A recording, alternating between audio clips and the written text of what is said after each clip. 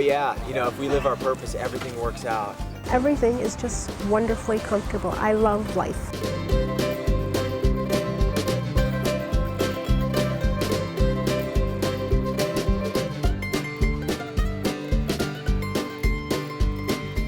Feeling is so great. I have so much energy. I feel much lighter. There's a number of ways in which living foods help keep cells young and healthy. It's the most well-known saying in the history of the world.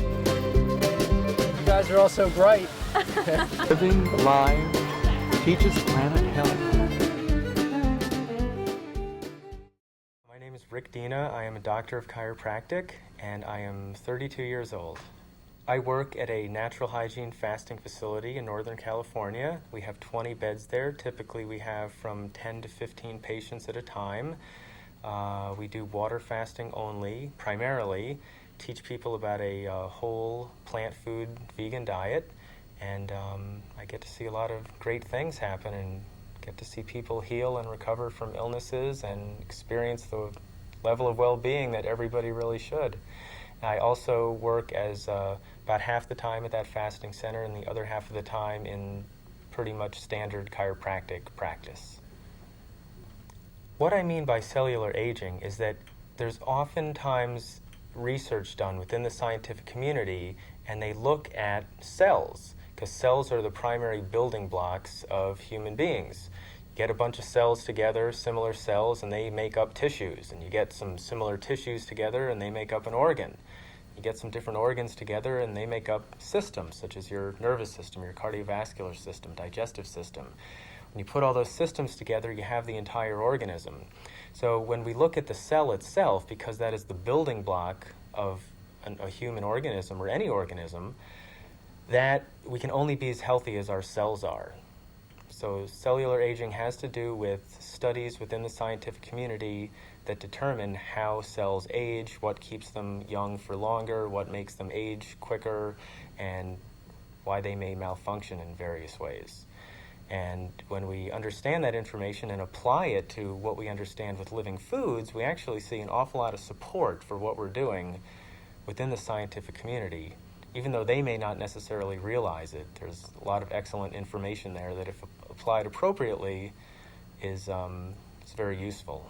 Living foods can help cells age less quickly and stay younger for longer. Within the scientific community, they've done a whole bunch of studies since the 1930s on all different species: rats, mice, fruit flies, single-celled creatures, roundworms, some on monkeys, and there's some indirect evidence also with human beings that show when any type of creature eats less food than they normally do, or actually I would say an appropriate amount of food as opposed to overeating, that cells and the organisms live for longer, don't get the same type of diseases, and if diseases do show up, they show up later in life. Now, all they do is look at if they eat the same amount of food, but if they eat less food, they tend to get less diseases. Now, on a living foods diet, because raw fruits and vegetables tend to have a lot of water, a lot of fiber, and tend to be low in caloric density and high in nutrition, have lots of vitamins, minerals, phytochemicals, antioxidants, structured water. Because of that, we tend to eat less food when we're eating raw fruits and vegetables, as opposed to if you're eating ice cream and refined plant foods and animal products. Those foods are much more calorically dense, and they don't satisfy us as much, and people tend to overeat on those foods, where there's much less likelihood of overeating when you're eating raw fruits and vegetables. So when we apply that to the scientific research that says eating a lighter diet and eating less food helps cells stay young for longer and helps us live longer, that's inherently what you're generally going toward when you're eating a living foods diet. The basic idea with how light eating benefits the body is that we understand in natural hygiene thinking and in living foods thinking that every time our body has to digest food, it requires a certain amount of body output, body energy expenditure, of nerve energy, of blood, hormones, enzymes, things that the body has to use its resources in order to digest, to get the nutrient and the caloric value out of food. Now, the body also has the capacity to heal itself. The body is a self-healing, self-regulating organism. And basically, once you've eaten enough food to meet your caloric and your nutritional needs, any food you eat in excess of that only makes your body do more work and starts to basically, in unscientific terms, basically starts to wear the body out and create more toxic buildup, more things that interfere with the cell's normal functioning. So in the scientific research, when they show that the creatures that eat less food, they tend to have lower blood pressure throughout their whole life, less free radical damage to their cells, less buildup of waste products within their cells, and actually there's about 300 different markers of aging that they look at. And these are markers of aging are things like blood pressure, blood glucose levels, blood insulin levels, cholesterol levels, stiffening of the arteries and joints and tissues, immune function, learning ability, those type of things. And what they find is that in the creatures that eat less food, that about 90% of those markers of aging stay young for longer and keeps us youthful, keeps us healthy. And when we overeat, we tend to sludge up our blood. We don't get as much oxygen to our brain. We wear ourselves out. Everyone knows, for example, after a big Thanksgiving meal, we load on the gravy, load on the turkey, have some apple pie. People are so stuffed they can barely function, and then they go in the couch and turn the football game on and pass out till they drink some coffee to irritate their nervous system and get whipped up. And so it's clear, if anyone wants to wonder whether food requires energy, just take a big jug of ice cream and eat till you can't eat anymore, and try to go swimming after. You can't do it. It requires a tremendous amount of the body's vitality to digest food. And when it's digesting food, it's not automatically healing and repairing and regenerating itself, because healing, repairing, and regenerating is the body's default mechanism. As soon as we have the nerve energy and the resources available to heal and cleanse and repair, the body will automatically try to do so. The more energy we free up from not overeating, the more we have available for cleansing and healing. The ultimate example of that is when someone undertakes a fast. Fasting is the abstinence of all substances except pure water in an environment of complete rest. So when people are able to rest and relax and not use up their body's resources for digesting food, all of that extra nerve energy and all the available body resources can be used for healing, cleansing, and repairing. Just like if you take a couple of weeks off from work, you get the chance to clean your apartment, paint your house, have a garage sale, do all that type of thing. When you're working all the time, you don't have those resources available. And the body works in a similar way. And we are very fortunate to live within this structure that can heal itself. It's fascinating, and all we really need to do is understand how to get out of the way of the body's healing process and let it express itself so we can be as healthy as possible. What a cell needs to be healthy is there's in a way it's very simple, and in a way it's not so simple. A cell you could look at as like a large industrial park. There's a fence and a security system all around it, and that's like the cell membrane. The cell membrane is composed out of fats and proteins and a few other things, and it needs to be composed out of the right types of fats and proteins so it has the right material so it functions properly. If the cell membrane is composed out of the wrong types of fats, for example, if people eat too much saturated animal fat and refined oils from plant fats instead of raw plant fats, what happens is the cell membrane becomes composed of the wrong types of things, and then things that are supposed to get into the cells, such as glucose, which the body burns for fuel, can't get in there as well. Waste products that are supposed to get out can't get out as well, and things don't function optimally that way. So your cell needs glucose. It needs essential fats to compose the cell membrane. The cell needs amino acids, because a lot of cells produce their own proteins, and they need all the amino acids in the cell to produce proteins. Cell needs water. We can't get dehydrated. So vitamins, minerals, protein, fats, glucose, and water are the primary things that a cell needs to function properly, and we can get all those things from raw fruits and vegetables without getting the things that interfere with the cell's functioning. Okay, so there's a number of ways in which living foods help keep cells young and healthy. For example, if we look at the scientific data, most people have heard about free radicals that are unstable molecules that damage cells. And we've heard about antioxidants, which are chemicals found in foods and some of which our body makes to counteract the damaging effects of free radicals. Now we know from the scientific literature that creatures that eat less food generate less free radicals in the first place.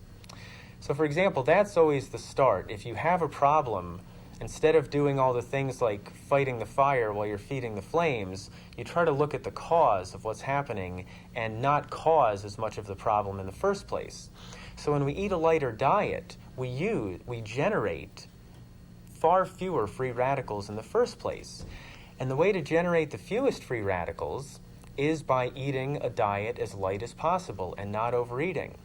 And it's easiest to do that when you're eating a diet of whole natural plant foods, primarily of raw fruits and vegetables.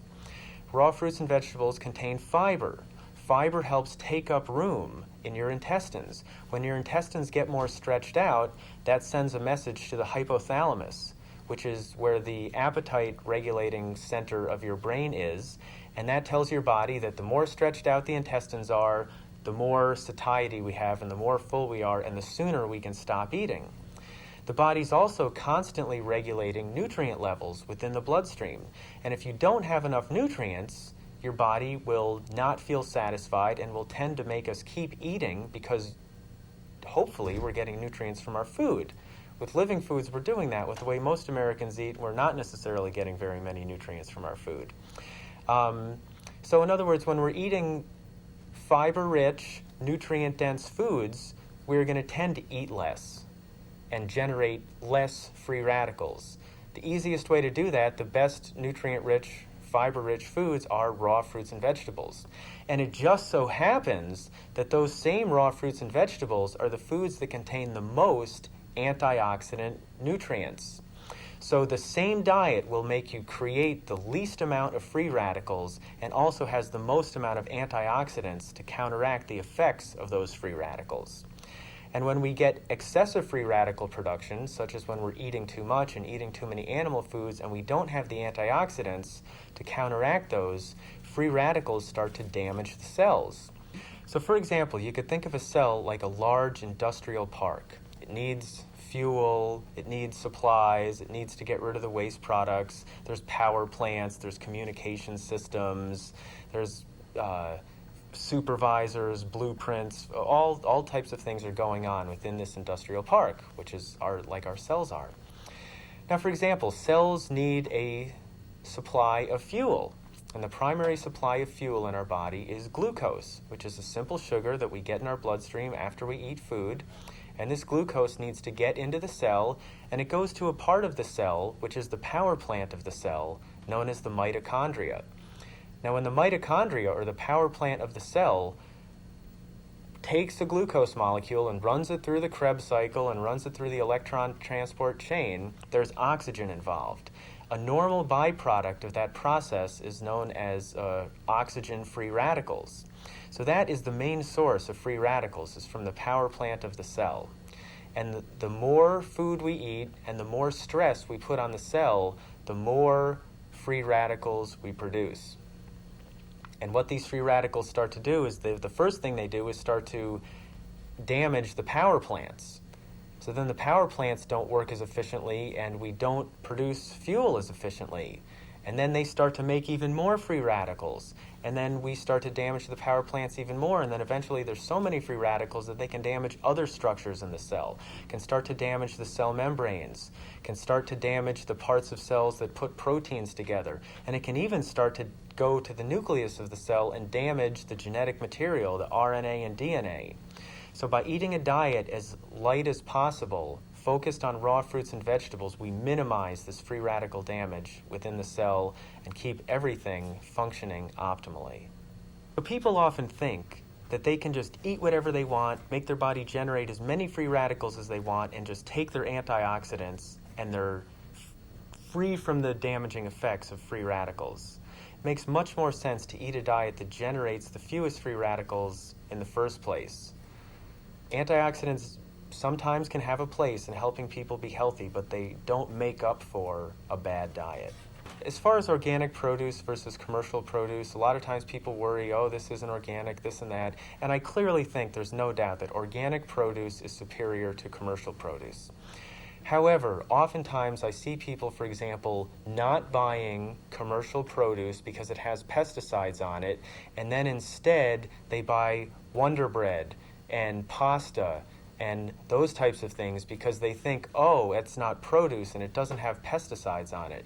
Now, animal products, for example, if we think about all the food an animal consumes in its lifetime that is sprayed with pesticides and gets bioconcentrated within the animal's tissues, animal products contain about 10 times the amount of pesticides, calorie per calorie, that commercial produce does. So even though commercial produce may not be ideal, it is about the second best thing out there, second best to organic produce.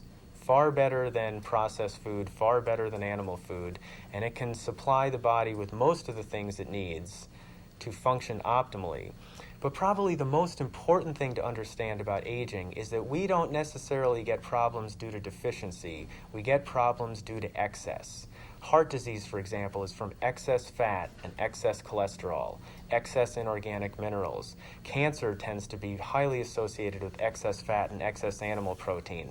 Commercial produce does not have those excesses. Still supplies your body with vitamins, minerals, structured water, alkalizes your system, and tends to be lighter. You generate less free radicals and all the other benefits with light eating. So while commercial produce is not optimal, it's still excellent compared to any other choices that people have. Now, we all know water is important. All the health authorities tell us we should drink 8 to 10 glasses of water a day, or whatever the particular group may say.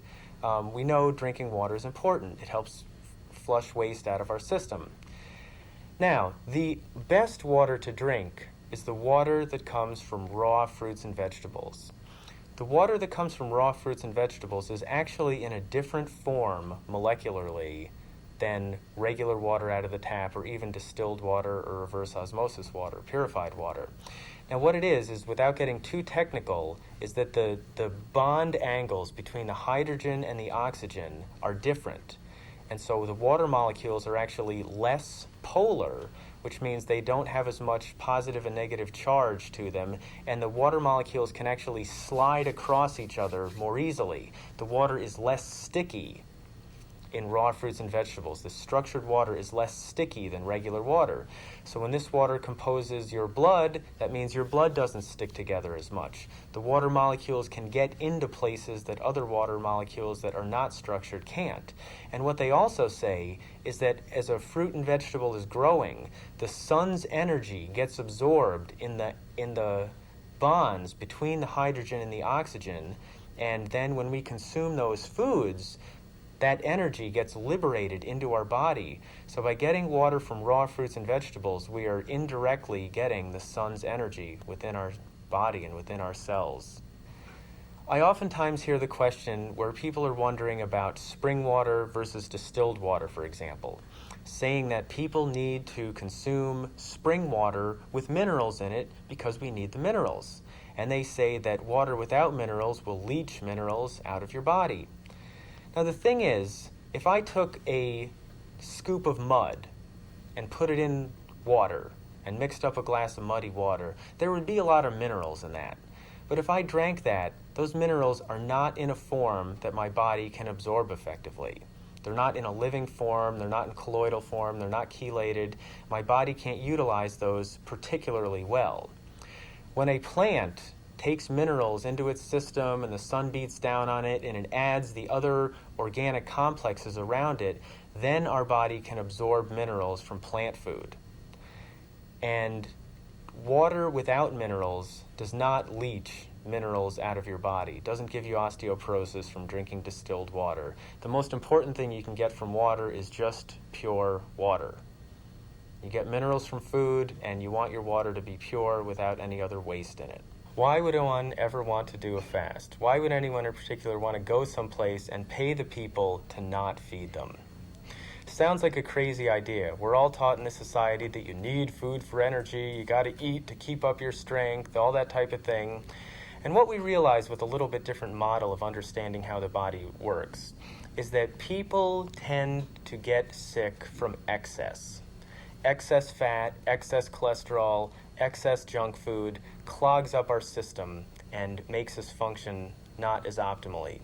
And if we look back at the scientific community, the leading theory of cellular aging today is known as, simply enough, the cellular congestion theory.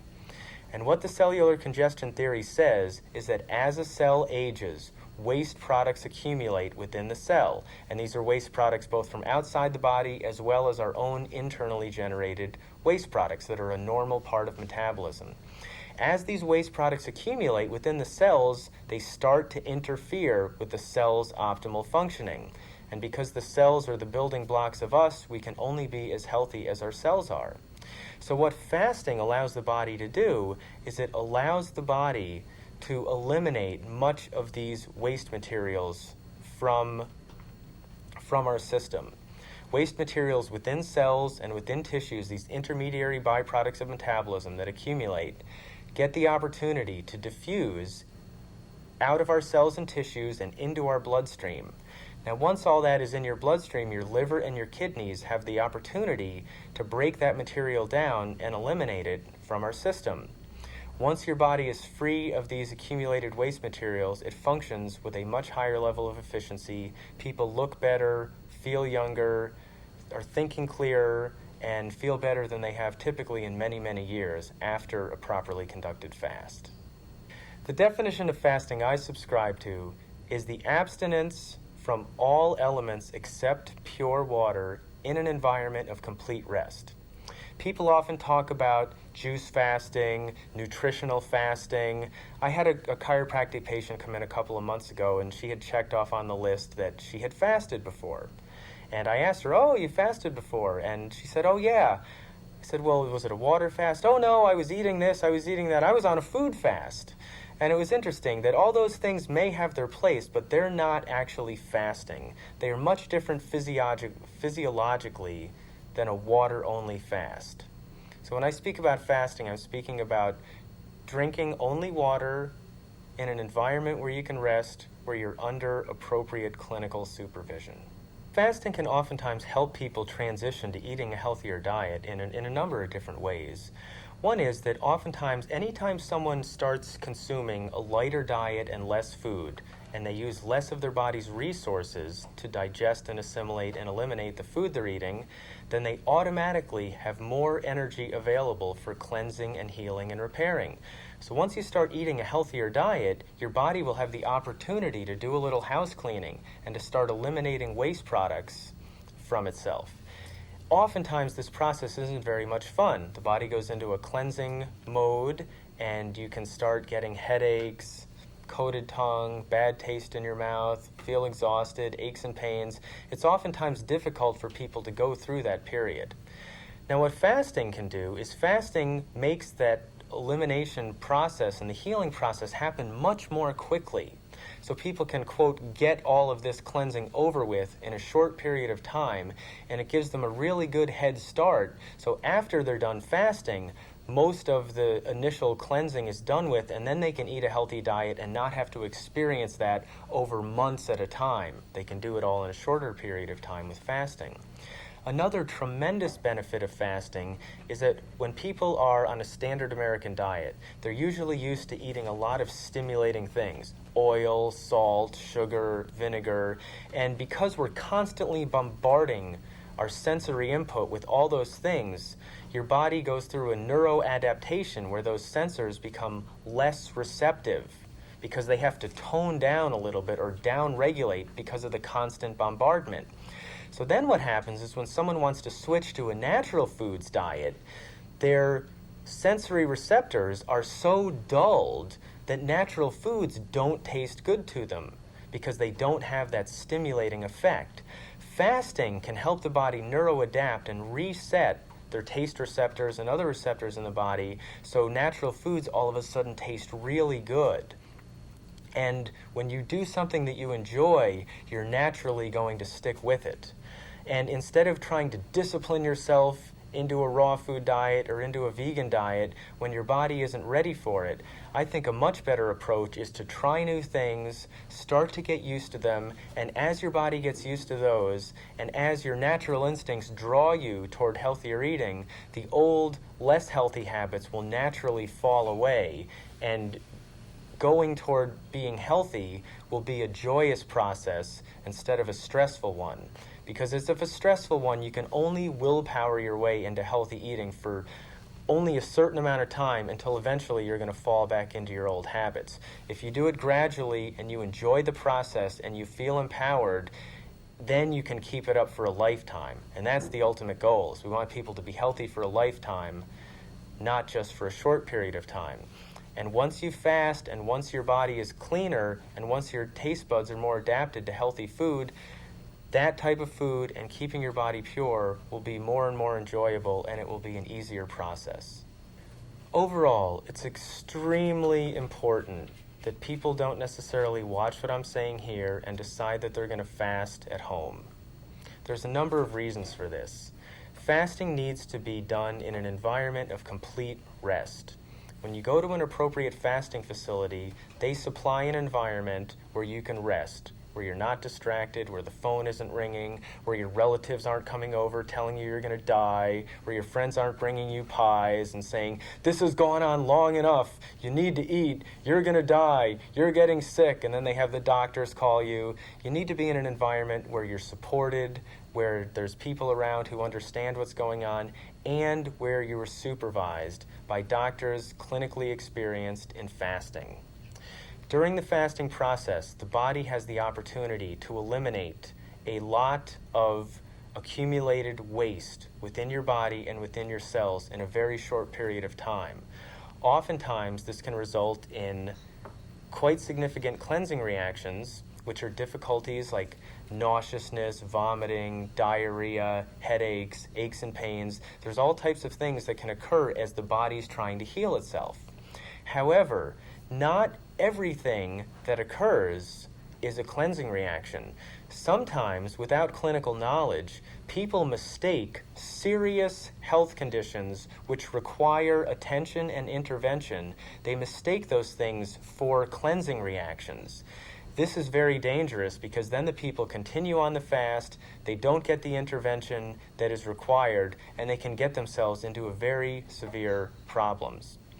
For example, I'm familiar with one case where somebody was fasting on their own at home. They were not drinking enough water. They were somewhat dehydrated, which is a little bit of a tendency when you're fasting to get dehydrated. They ran into some type of situation that they could not handle. They went to the emergency room. The doctors there don't understand the physiology of fasting and what some of the normal differences in fasting are, and they looked at this person and noticed that they were dehydrated. So they put the IV saline solution in, and they actually hyperhydrated or excessively hydrated this person. Because of that, they had excess fluid in their tissue, in their bloodstream, in their heart, in their lungs, and people could possibly run into congestive heart failure with that. There's other times when I got a call the other day and somebody was concerned about her daughter who was fasting at home, and she was having bowel movements during the fast, which doesn't really happen typically that often. About 80 to 90% of the time people don't have bowel movements after the first couple days of their fast. And this woman mentioned that her bowel movements were black. Now, if you've read a couple books about fasting, and you might think everything that happens is from cleansing, you might think, that's great, black bowel movements, that's old stuff coming out. Well, with some clinical knowledge, we know that black bowel movements can often be a sign of gastrointestinal bleeding. Now, this woman was also vomiting during her fast. And when you have somebody who's vomiting, who has gastrointestinal bleeding, they can run into severe medical problems. And we don't want that to happen to anybody. So we want people to fast safely and effectively so their body can get the maximum benefit, and it's really important to do it with someone who has experience and who can make sure that's going to happen. It's often times difficult to predict what will happen during a fast. Oftentimes we see people come in and they have an easy fast. They come back a year or two later, then they have a really difficult fast, or vice versa. It's really hard to predict what's going on. Another reason it's a very good idea to fast under supervision is that because when you break your fast, the period where you're breaking your fast is really, really critical. At a properly supervised place, you start with eating small amounts of food and gradually increase your amount of food as your digestive capacity starts to become normal again and as your metabolism starts to become normal again. If I didn't go to the gym for a year, the first time I went back to the gym, I would not be able to lift as much weights and for as long as I was a year before. When you haven't eaten food for a period of days or weeks, your digestive system needs to be reintroduced to food very gradually. If people go out and eat too heavy food too soon after their fast, they can undo a lot of the good that the fast did. And people have a tendency to want to overeat a little bit after a fast because they haven't eaten for quite some time, and it's a natural survival instinct. And people can overeat, and if you do that, you are putting a lot of stress on your body, and you undo some of the good of the fast. Oftentimes when I read in the scientific literature, when there's been studies done on fasting, they refer to it as starvation therapy. There's a significant difference between fasting and starving. When your body is fasting, it is utilizing its reserves, utilizing its fat reserves, utilizing some nutrient reserves. However, our bodies, and that of mostly all mammals, is very well physiologically equipped to fast. Just imagine that in a natural setting, food wasn't necessarily available every day. There were oftentimes periods in natural settings where food wasn't available for days or weeks at a time. If human beings didn't have the physiological capacity to go for periods of time safely without eating, our species would not have survived for many, many years. Now, if you use up all of your reserves, then you go into a period of starvation. And starvation is detrimental to your body. Your body starts eating its own lean tissue, such as muscles and such as organs. This is very bad, and this would never occur in a properly supervised fast. There's a huge difference between the fasting state and the starving state. Fasting is very beneficial, starving is very detrimental, and the two are distinctly different.